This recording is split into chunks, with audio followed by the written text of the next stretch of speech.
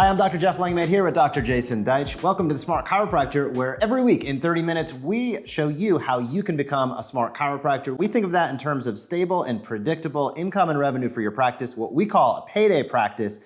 We've explored a lot regarding chiropractic marketing over the past few weeks, and today we are tackling maybe one of the most important issues yet, which is why your chiropractic website is not enough. A lot of docs spend a lot of money, time, effort, energy on their website. We believe there's a lot more to that picture than meets the eye. So maybe I'll just lead in with the question, why would we even name this episode, Your Chiropractic Website Isn't Enough? Because a lot of chiropractors think it is. When it comes to, marketing, many of them pretty much limit it, right? It's like, well, why would I go to a chiropractor? I'm not doubled over, I don't have neck pain or back pain. Why would I go? And a lot of chiropractors think to some degree, I've got a website and I do search engine optimization. Why would I need anything more? And that's really, I think, the issue is most chiropractors are not thinking in terms of how to get their message out. We call it teach and invite consistently. And they are living in the old world, the old model, which is when someone's in pain, they'll go to a search engine.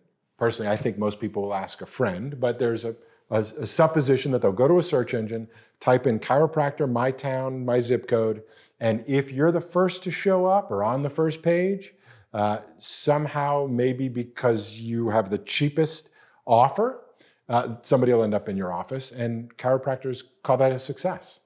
And for some, it may be. There's nothing to put down about it necessarily, except to say that it's not much different to me, in my opinion, than somebody that goes, well, this is great. I got a headache. I take my aspirin. I feel better. It works. And on one argument, you can go, well, I guess it kind of did. But on another argument, you go, yeah, but that doesn't really correct the cause of the problem. And I'm going to suggest to some degree the same thing here, that if you are a chiropractor limiting your practice to people in pain, looking for temporary pain relief, who live near you, then maybe that's all you need to do if that's you're satisfied with that type of clientele. But what most chiropractors I don't think are really, say paying attention to is the opportunity of the larger market. What I mean by that is, I've done some math to sort of come to the conclusion that there's roughly around, maybe even less than 1% of the active population in the United States today actively searching for a chiropractor. You go online, you go to Google, you're like, how many people are searching chiropractor? There's likely less than 1% of the entire population who are going, chiropractor now. Okay. So who's talking to the 99% of people that are not today searching for a chiropractor? And if you're not, somebody else is, I promise you, and they're going to be teaching them something and inviting them to something that's likely not you in your office. So we say for those chiropractors that are looking to reach the 99%, not necessarily instead of, but in addition to the 1% that almost all chiropractors are fighting for. That's the other part of it, right? So now you're competing for 1% with everyone. There's books that refer to that as the red ocean, right? All the sharks are feeding for the one thing, versus the blue ocean, which is, look how expansive, look at the possibilities. And if you just use some logic and common sense and think about how you use chiropractic, there's a really good chance you probably use it for health enhancement, performance enhancement, risk reduction, like I hope something bad doesn't happen, beyond just temporary pain relief. So we say that your website isn't enough because the way, where and how would 99% of the people find your website in order to then initiate or connect with you or learn from you from your website? Social media has very much become the answer to the, okay, if it's not enough, what is enough?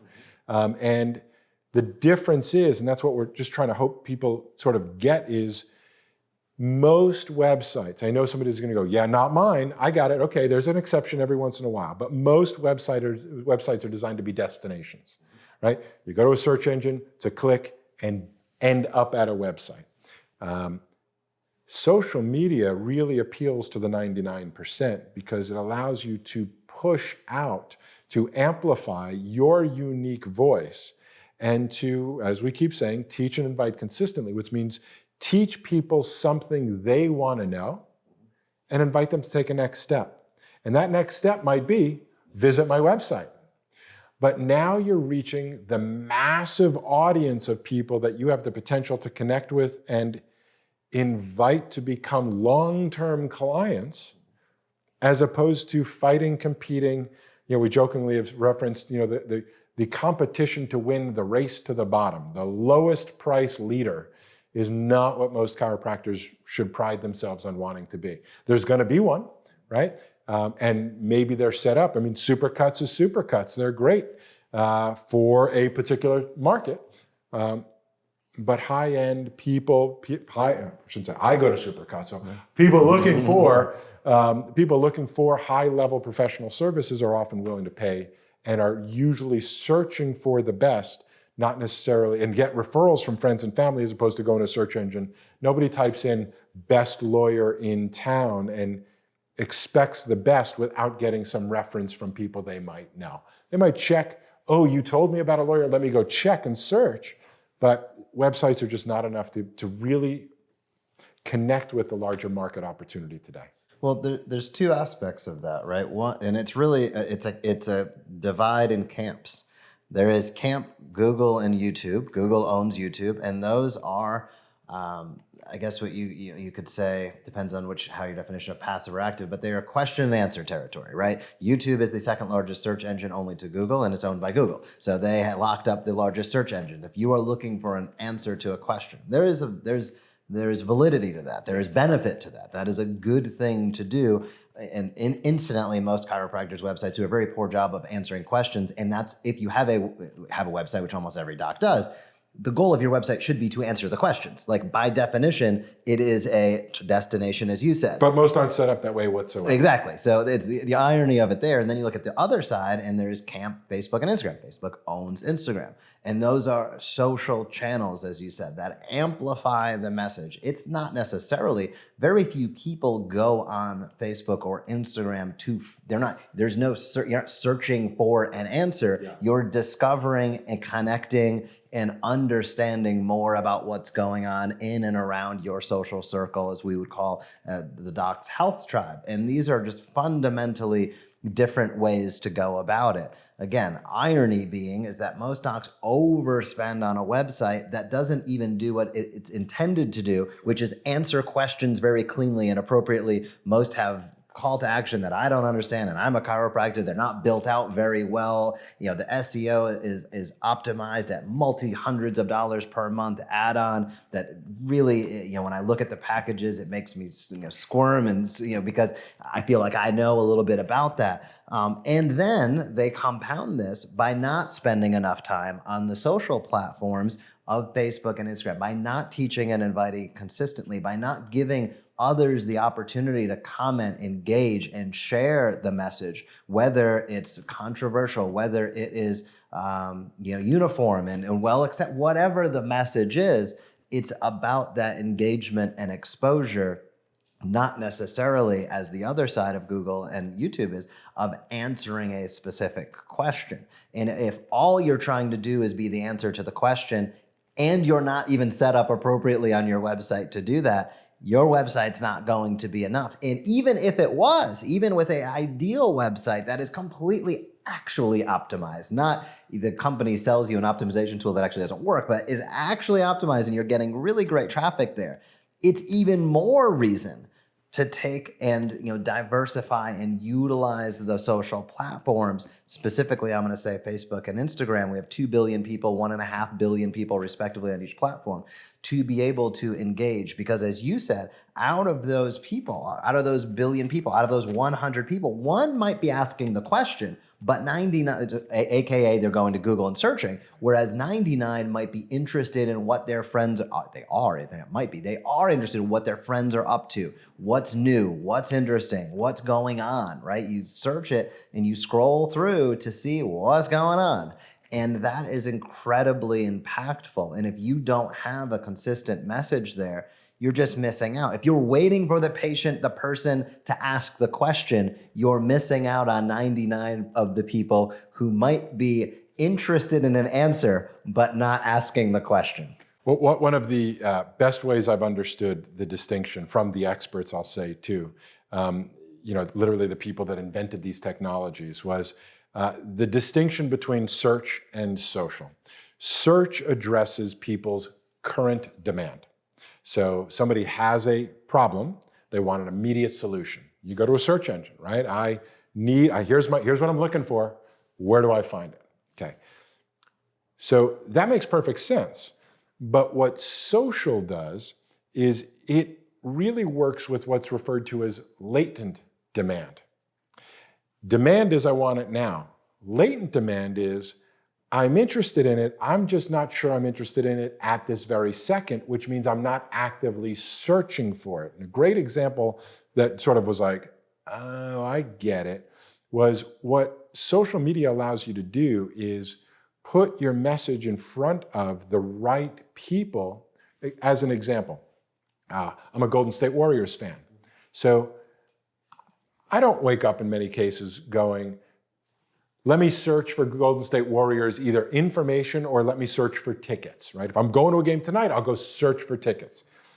But if the Warriors are smart, and they are, then what they tend to do is they push both content and boost ads to those people that are connected to them on a regular basis, because there's a latent, wait a minute, I wasn't thinking about going to the Warriors game tonight, but thanks for reminding me there's a game.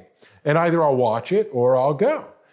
So that's very much the difference. Is most chiropractors are very much focused on, are you searching? Do you want one? Are you in pain? And that's obvious and that's true, but it's extremely limited. So just the concept that there's this thing called latent demand, that they have an interest in their health, they have an interest in improving their well-being, they have an interest in getting better. That's an interest. And it's not until you wake up that interest that they go, come to think of it, I am a fan of getting better. Come to think of it, I actually don't feel great and I would like to go. They just didn't move into the demand side where they actually then took action to go search. I've seen roughly, you could probably generously say, I've done, my calculation is 1% or less is actively searching, has a demand for a chiropractor today, leaving 99%. Depending on what it is, usually it's 5% or less of the population is actively searching. So between 95 and 99% of the population who is eligible and likely at some level, whatever you want to call it, 80% of the 90%, those are people that if you just put the right message at the right time with the right credibility, people forget that it's not just the information, it's information they can trust that is really what makes things more effective than they are. Otherwise, websites just aren't enough. And it's too bad so many chiropractors are just like, I'm good. And yet then they'll go, I'll see them at a seminar, how you doing? Stress, need more new patients. I mean, it's just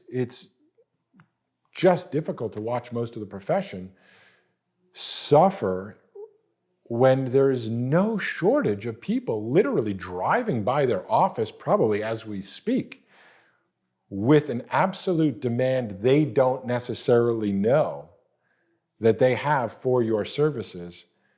But because we just sort of, wait to, are you in pain now? How about now? Well, when you're ready, you go search and then you'll find my website, which even then, I mean, I could rant on this for hours, is not even close to optimized for relationships, one of our core principles, right? So it's like a brochure. You're like, oh, this is pretty. Those are nice pictures. And then you put it down, right? You leave. How most, if not all, websites are not optimized to have some sort of beginning of relationship known as an opt-in. We talked about email in a previous episode. If you should have a website, but at least have it optimized to do something beyond be some general brochure repository that, everybody can find me with the assumption they're actually going to dig deep into your website to find all of these things. And if most people look at their website statistics, which most people don't, you'll find most are not really going much deeper than the first page. Most are hardly even going beyond the fold, meaning what's on the immediate screen. So if you are stuck in the mindset of, I'm good, I got a website, I got a certain amount of leads because, I'm optimized and I pay extra to be on the first page of Google, wonderful. But you're missing out on 99+%, not only of the people, but of the people who would be coming to you for much longer than just those looking for the demand of immediate temporary pain relief. Yeah, one of the high impact points that we've seen with Chiro emails within the Smart Chiropractor is tying into what you're saying, is the ability to put that opt-in directly on the website, and then when somebody enters their email address, whether you're delivering a lead magnet, right, some PDF or a video, whatever you want to deliver, but they're entering their email in, it ties directly into Chiro emails into a subscriber list that automates that weekly email follow-up that we discussed last time. So you're going to, the person is statistically, they're going to come in. If you set that chain up correctly, they'll see you at some point. It's only a matter of time. And it's not because you competed on an advertisement, but it's because they got something of value and you've continued to build that relationship throughout time. And in an ideal world, the website is that portal to direct to email, to direct to social. I guess my question to you would be, what if the doc out there that's saying, well, I actually know my emails, my website's tag. I got 500 people that visit my website a month, and I get about 20 new patients that come into the practice per month. I think it's due to my website because that's all I focus on. And when I put up a post on Facebook last year and it reached 5 people. Right. I don't know if I want to do that. Doesn't seem very effective. What's your thought? With that attitude, it's not. That's really, what we're doing with the Smart Chiropractor is to help people understand what these tools do. You give me a toolkit, with hammers and chisels and nails and screwdrivers, and I got to tell you, I don't really know much how to build much of anything. I mean, I could, screw in a light bulb, I can hammer in a nail, I could screw a screw, but I don't really know how to build things. And that's really what this is. These are tools that can help you build something. And that something really is a multiple channel, multiple ways. We talked earlier about, email that, some people love you, but they may unsubscribe from your email because they want to connect with you in a different format. So in today's day and age, we've got to have multi-channel ways in which we're consistently communicating, teaching, and inviting, not just communicating like, well, I sent my coupon across all these different channels, but that you're building trust and you're establishing value and you're staying consistent. It's the difference between selling and serving. Selling means you want to buy now? How about now? It's a really good deal. It's $18, how about 17? That's selling. It stinks, nobody really likes doing it. A handful of people like doing it, most people don't. And most chiropractors certainly don't. Serving is actually connecting to your purpose, your reason, your drive, your motivation. Whether you're on sort of the I want to save the world side, or whether you're on the I'm great at what I do and I really want to help people solve this problem side, or somewhere in between, let's just kind of bottom line that if you're a doctor, it should be about serving people based on their needs, not yours. And, having an audience or a tribe of people that willingly want to learn from you on a regular basis because of your expertise, because of your desire to teach, because of your willingness to invest in teaching people not just about what you sell, but about what they need, right? We don't sit here and go, let me tell you about the Smart Chiropractor program. You get this, that, and the other thing, and that's why you should buy it now. There's a time and place for that, and many people watching and learning will end up doing that. But there's a difference between saying, you know what, let's teach people what they need to know to make the right decision. Many will, many won't. But those who do, listen to our podcasts, watch our videos, sign up for our Genius newsletters and our email, our guides, our newsletters, engage in our private group. We've got hundreds of people that receive our information that are not yet clients. But that's okay. Either one day they will be, either they'll never be, but they're like, that Jason and Jeff, they keep teaching this great stuff. In fact, I just saw this video, I just heard this podcast, I just watched this, and they'll share it with their friends and they'll go, who's that again? And then they'll opt in. And so your goal isn't, you want to buy now? How about now?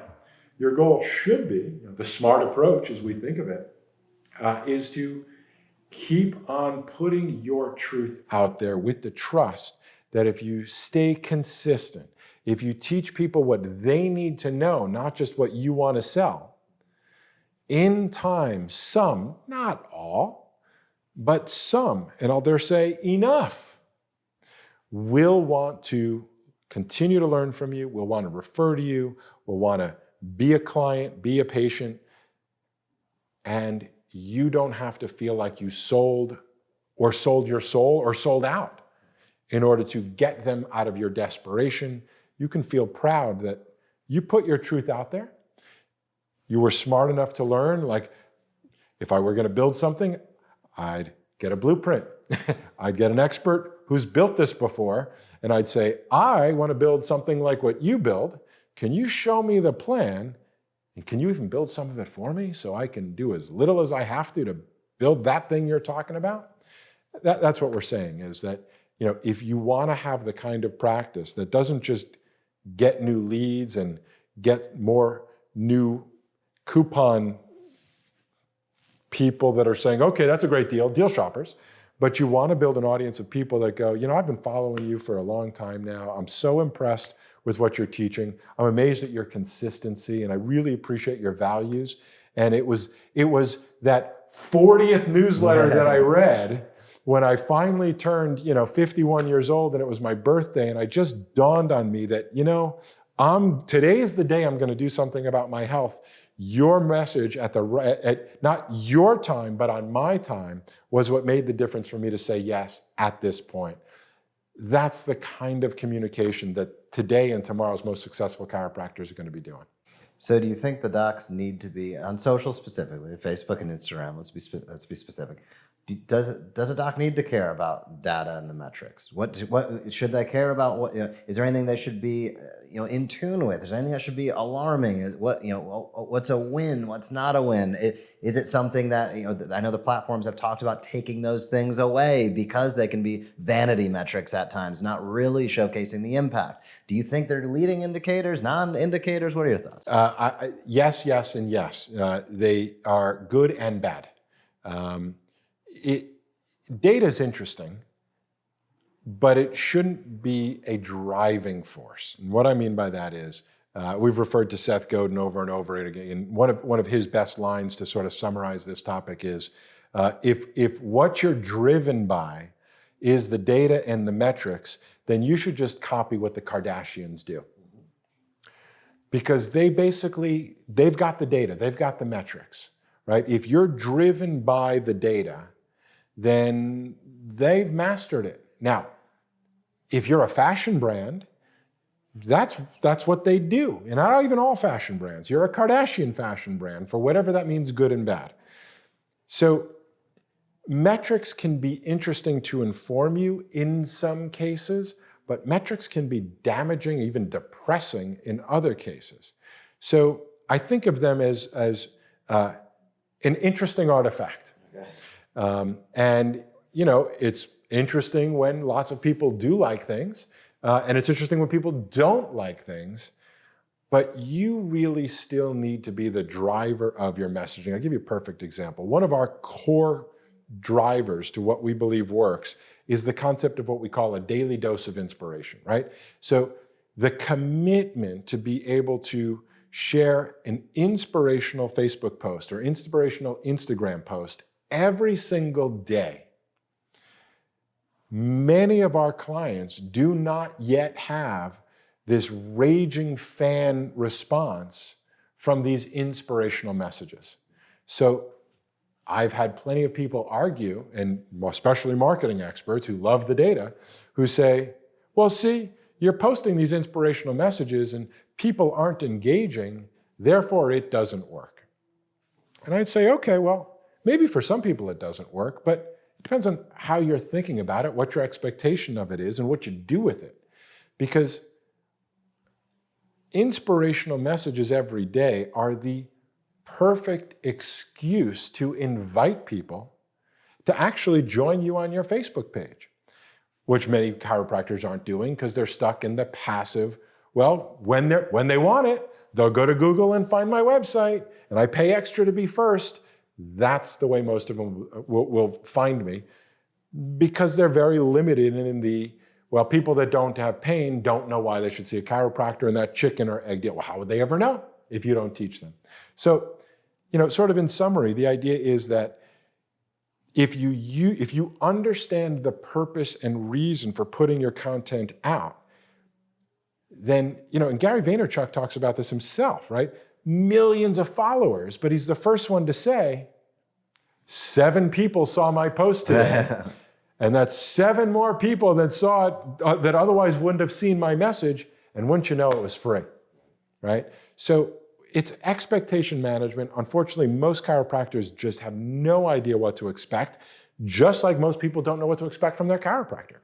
And so when people understand, you use a chisel for this, you use a hammer for that, you use a screwdriver for this, and if you want to build something, here's how you put all of those tools together to do what you do, follow the blueprint.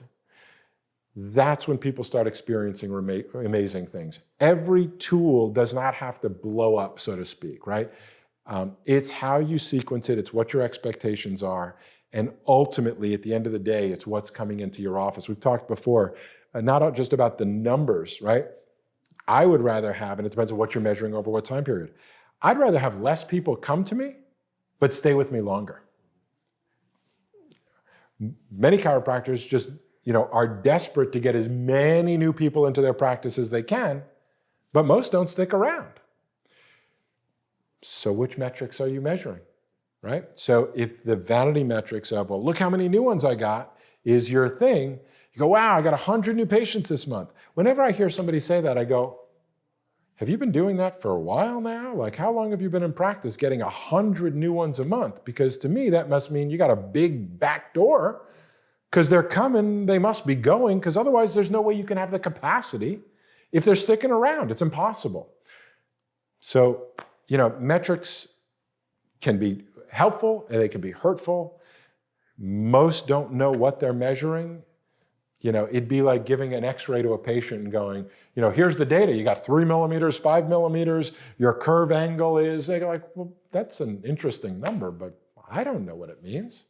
And I think that's the problem with most chiropractors using these types of metrics. And they go, wow, more is better.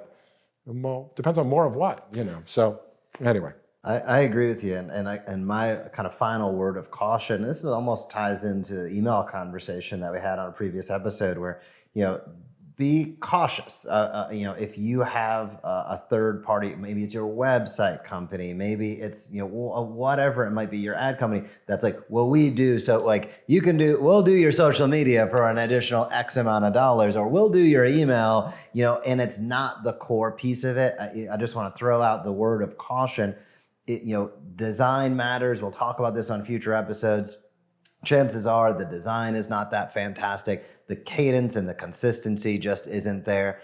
Be very, very careful of these sort of add-on components. We talked about it with websites a little bit in terms of they'll upcharge you to an SEO package, which should be part and parcel to the website itself. And I've seen the same from some of the companies as well, where they'll add on a social component, and we look at what that is, and it's so negligibly, it's impossible to actually move the needle in any case, because there's no campaign. It's not well designed. It's actually there's not enough going out. And the same, we see it sometimes with EHRs on the email component. That's a great opportunity for a patient reminder if they missed an appointment, but that's not a aspect of the marketing that you can lean into and rely on. These are really specific things. Email, and as we talked about today, social, specifically on Facebook and Instagram, they are places where there need to be core competencies of your practice to build relationships over time. It's not their specialty. It's not these websites companies' specialty. It's very simply a way to appease their clients, so that when a client goes, Do you do social? They're like, yep, check the box, we got it. And unfortunately, we call this the Smart Chiropractor because you got to learn something and actually know what you're talking about. And when it comes to marketing, unfortunately, most don't know something that they need to know. The worst reality is those that think they know a lot. And unfortunately, you listen to what they're saying and what their approach is, and it tends to be extremely limited. And or it's not all the information. So you go, oh, I use this website something, but they're the most charismatic people anyway, right? So, their personality is really driving things and they think it's some technology thing. 100 other people use the same technology, they don't get the same results. So there's something to learn, and hopefully the sort of big shift in understanding is that, marketing is more than advertising, and your goal shouldn't be just to get one in at any cost, because many of these deep discounts, actually you lose money for people to come in when you do the math. But it should be to use the metrics. You mentioned metrics, I'll mention one last thing. If you want to use metrics intelligently, then you use the metrics that actually drive action versus metrics that show results. And that doesn't mean you don't look at them, but result-oriented metrics don't drive action. So if you want to use metrics to go, how many days in a row did I post? How many emails did I put out on a consistent basis? How many workshops did I do? That's data that will drive results. That's great data. Yep.